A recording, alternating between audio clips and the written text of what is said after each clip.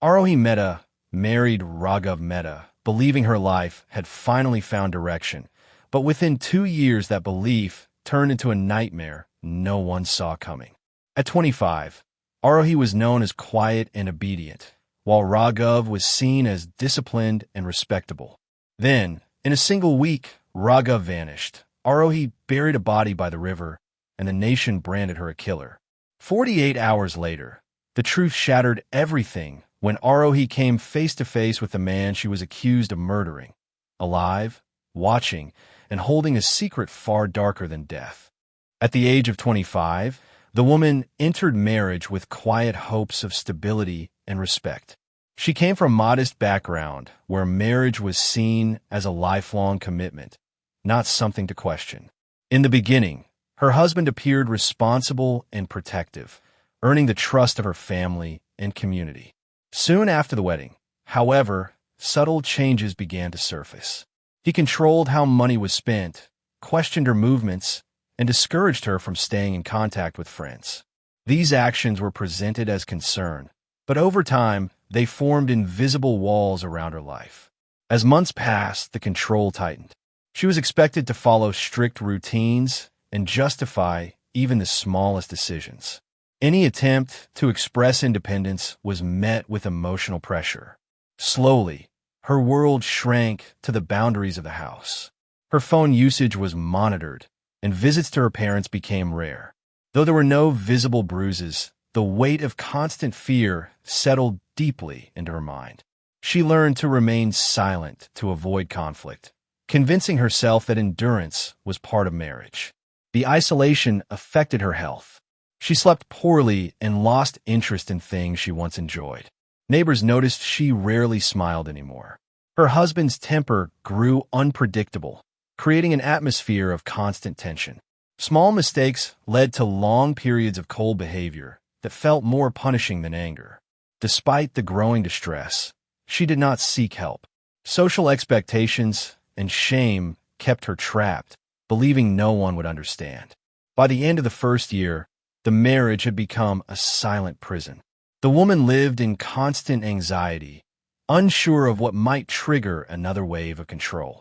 What appeared from the outside as a normal household was, in reality, a place where fear quietly shaped every moment of her life. The night everything changed began like any other, quiet and heavy with unspoken tension.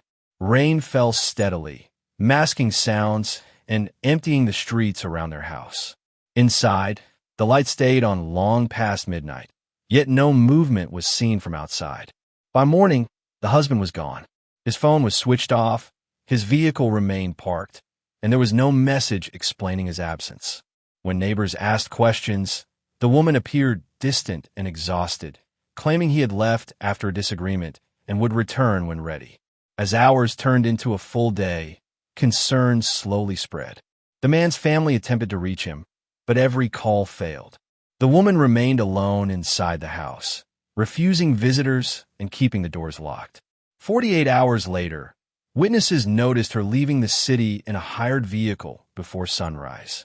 She carried a large bag and avoided eye contact with anyone around her. The destination was an isolated riverside area known for its thick soil and lack of security cameras. There, under the cover of early morning fog, she began digging. Her movements were slow and deliberate, as if she already knew what needed to be done. Later that evening, local authorities received an anonymous tip reporting suspicious activity near the riverbank. When officers arrived, they discovered freshly disturbed ground. Beneath the soil lay a human body, wrapped tightly and buried shallowly. The clothing matched what the missing husband was last seen wearing. Personal belongings were found nearby, including identification papers and a wristwatch recognized by the family.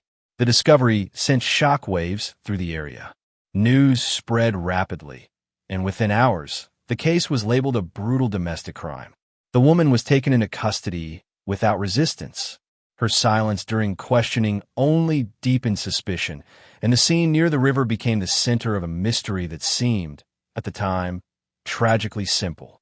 Under intense investigation, the woman was questioned for long hours as evidence piled up against her. The discovery of the body near the river left little room for doubt in the minds of the authorities. Her exhausted appearance and withdrawn behavior were interpreted as signs of guilt rather than fear. With no witnesses to defend her and no clear explanation for the events of the past 2 days, pressure continued to build. The environment around her was cold and overwhelming, designed to extract answers quickly. Eventually, she admitted responsibility for her husband's death. The confession was brief and emotionally flat, lacking dramatic detail. She described years of emotional suffering and claimed the act was the result of desperation rather than planning. Investigators documented every word carefully, believing the motive was now clear.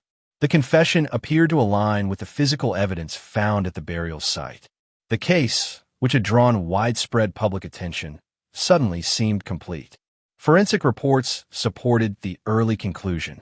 The body showed signs consistent with violent death, and the items buried alongside it reinforced the assumed identity. There were no immediate inconsistencies that raised concern. Officials closed off alternative possibilities, focusing instead on preparing legal proceedings. The speed of the investigation was praised publicly as efficient, while privately it left little room for deeper questioning. Media coverage intensified following the confession. Headlines portrayed the woman as a symbol of hidden cruelty within domestic spaces.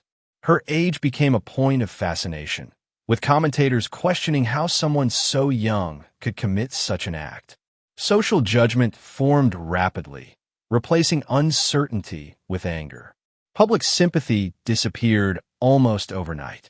As the paperwork moved forward, the woman remained silent, offering no defense beyond her original statement. After the confession, events moved at a disturbing speed. Authorities treated the case as resolved, and procedures that normally required careful review were rushed through without hesitation. The body recovered from the riverbank was officially released for funeral rites.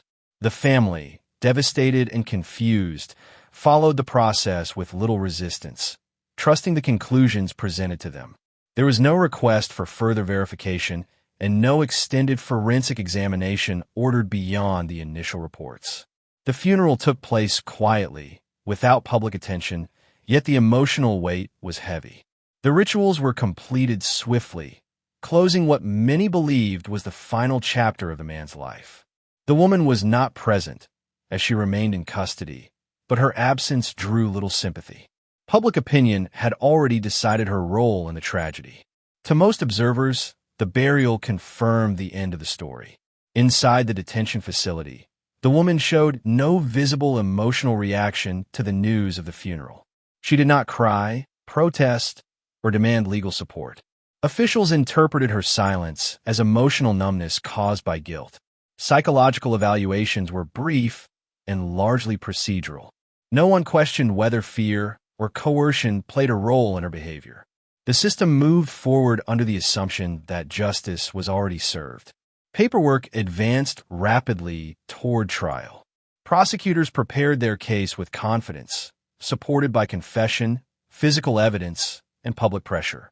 Media attention slowly faded, replaced by newer stories, leaving this case to settle into legal routine. The lack of scrutiny allowed critical details to remain buried, both literally and figuratively. What no one realized was that the funeral had sealed a dangerous mistake. A body had been laid to rest without absolute certainty of identity. The absence of doubt created comfort within the system, but it also built a fragile foundation. The day of the first court hearing arrived with little public interest, as most believed the outcome was already decided. The woman was brought in under heavy security, her appearance unchanged and expression unreadable. The courtroom atmosphere was formal and quiet, focused on procedure rather than discovery. Officials prepared to move the case forward without delay, expecting a routine confirmation of charges. As the session began, attention shifted briefly toward the seating area reserved for witnesses and observers. Among the faces present was a man whose presence did not immediately draw notice. He sat calmly, partially obscured by others, his posture relaxed but alert. Moments later, As the woman was guided forward, her eyes moved across the room. The change in her expression was sudden and unmistakable. Her body stiffened, and she collapsed before reaching the stand. Court officials rushed to restore order as confusion spread across the room. The man in the audience was identified within minutes. It was the husband who had supposedly been buried days earlier. He was alive, visibly injured, but undeniably real. Gasps filled the courtroom as disbelief replaced certainty. The case that had been considered closed instantly reopened in the most public way possible. Medical staff were called to attend to the woman, who had lost consciousness. Meanwhile, authorities detained the man for verification. His fingerprints and documents confirmed his identity beyond doubt. The courtroom descended into chaos as legal staff struggled to understand how a dead man could be standing among the living. News of the incident spread rapidly, overtaking every media outlet within hours. The narrative collapsed under its own weight. Questions emerged about the body, the confession, and the investigation. What had seemed like a clear crime now looked like an elaborate illusion. Following the courtroom shock, authorities moved quickly to contain the damage. The buried body became the center of renewed investigation, and forensic teams were ordered to re-examine every detail that had previously been accepted without question. The grave near the river was reopened under strict supervision, and samples were sent for advanced testing. What they uncovered shattered the remaining assumptions surrounding the case. The results confirmed that the body did not belong to the woman's husband. Facial structure, dental records, and biological markers failed to match his identity. The clothing and personal items that had convinced investigators earlier were proven to be deliberately planted. The identification papers showed signs of tampering, and the wristwatch, once assumed genuine, was traced back to a secondary market seller. The realization that evidence had been staged so precisely raised fears of a much larger crime. Attention turned to how the woman had been pushed into confessing. Records revealed she had been questioned for extended periods without adequate rest. Her statements were inconsistent when reviewed carefully, filled with vague descriptions rather than specific details. Psychological experts concluded her confession was likely made under fear and manipulation rather than guilt. The image of a calculated murderer began to crumble. Investigators now faced a terrifying question. If the body was not her husband's, who was the buried man? And why was his death hidden beneath another identity? Missing persons databases were reviewed, and the case expanded beyond domestic crime into possible organized activity. The woman was removed from standard custody and placed under protective supervision. She was no longer treated as the primary suspect, but as a potential victim of a complex scheme. Every assumption made in the first days of the investigation was now suspect. As investigators widened their focus, a hidden pattern slowly emerged. Financial records linked the husband to multiple illegal transactions conducted under false identities. Large sums of money had moved through temporary accounts before disappearing overseas. The activity suggested long-term planning rather than impulsive behavior. What first appeared to be a personal domestic case now showed signs of calculated fraud. Further evidence revealed that the husband had been preparing to vanish months before his supposed death. Travel documents under different names were uncovered, along with rented storage units containing supplies and medical equipment. Surveillance footage placed him near the riverbank days before the burial, contradicting earlier timelines. The staged crime was designed to erase his legal existence completely. The woman's role became clearer through digital records. Messages, later recovered, showed she had been threatened with severe consequences if she did not cooperate. The pressure was psychological rather than physical, exploiting her fear and isolation. She had been guided step by step, unaware of the full scope of the plan. Her confession was not meant to end the case, but to seal it. The unidentified body added another disturbing layer. Investigators suspected it belonged to a vulnerable individual whose disappearance would not be immediately noticed.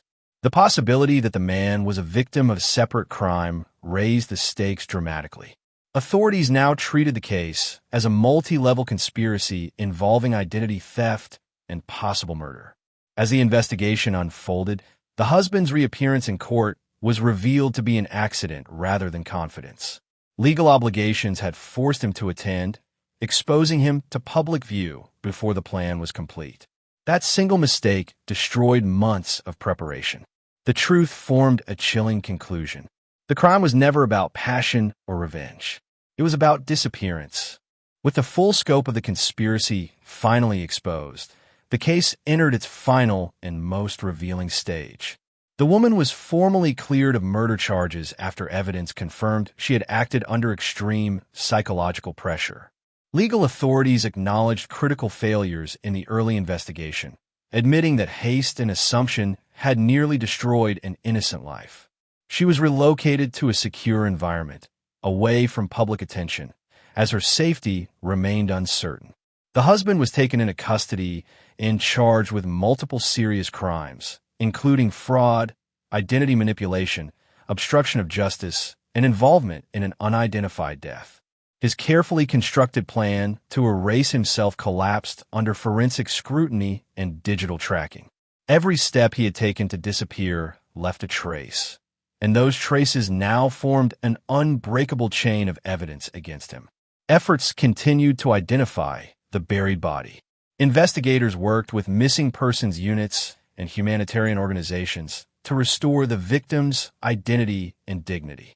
Though answers were slow, the focus shifted toward justice rather than closure. The grave near the river became a symbol of how easily a life can be erased when systems fail. Public reaction transformed from anger to reflection. The case exposed how quickly society accepts simple explanations and how fear can silence victims. Media outlets revisited their coverage, questioning their role in shaping judgment before truth emerged. The woman's name, once associated with violence, faded from headlines as her story was re-examined through a different lens. In the end, the case left behind more questions than comfort. It demonstrated how deception can weaponize trust and how institutions can overlook truth in pursuit of speed. What began as a shocking murder ended as a warning. In the world of true crime, the most dangerous lies are not buried in the ground, but hidden in plain sight.